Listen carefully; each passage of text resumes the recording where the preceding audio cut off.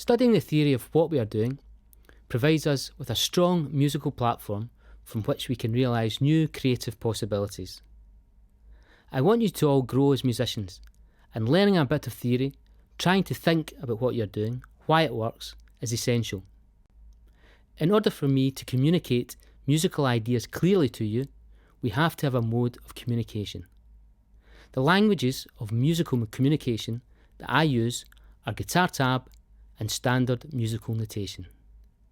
Many of you may already be familiar with guitar tab, but not so familiar with standard musical notation. Starting with guitar tablature is a form of musical notation that indicates the positions on the guitar fretboard. There are 6 lines representing the 6 strings of the guitar.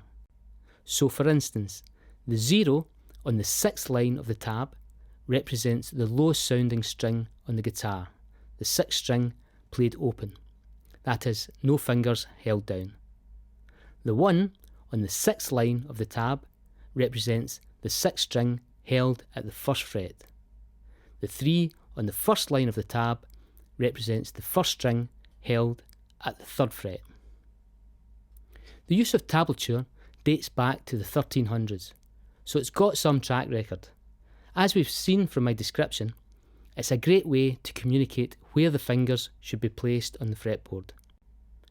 As you grow as musicians, you'll begin to realise, however, that you may not want to be told where to play a particular note.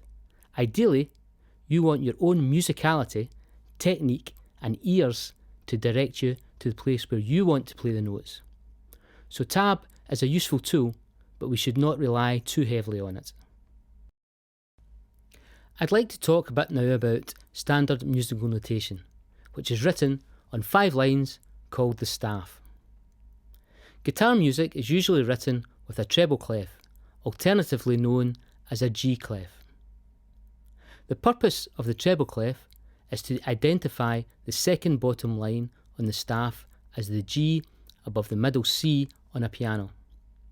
It does this by wrapping its internal curve around the second bottom line of the staff. All the other musical alphabet names are then named relative to this G. So we have G, A, B, C, D, E and F, and also F and E below G. Notice that the lines from the bottom of the staff up are named E, G, B, D, F. Commonly, this is remembered mnemonically as every good boy deserves football. The spaces from the bottom of the staff up spell F-A-C-E.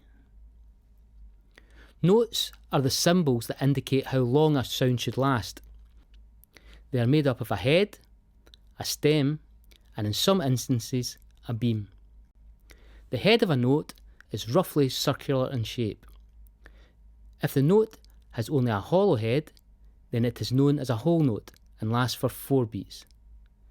This C here is a time marking, which tells us that we are in common time, which means there are 4 beats to the measure. The length of the measure is defined by this measure line. So, a whole note lasts 4 beats.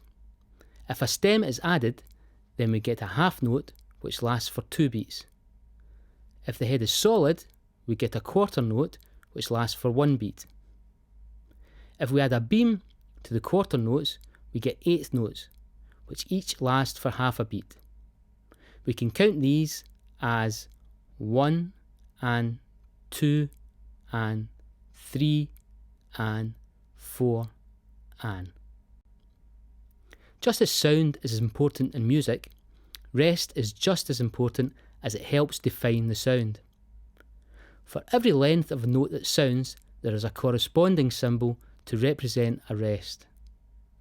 So we have a whole note rest, a half note rest, a quarter note rest, and 8th note rests. I'd just like to say a little about the range of the guitar. That is how low it can go and how high it can go. This is a standard range of the guitar written in both standard musical notation and guitar tab. These ledger lines are added to extend the notes above and below the staff.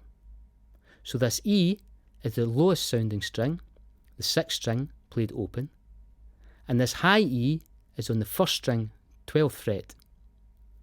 While we can go beyond this point, most of your playing will be in this range. So, that's both of the musical languages that I'm going to be using in these modules, tab and standard musical notation. You don't have to be an expert in either, because this guitar course is not about being able to read music.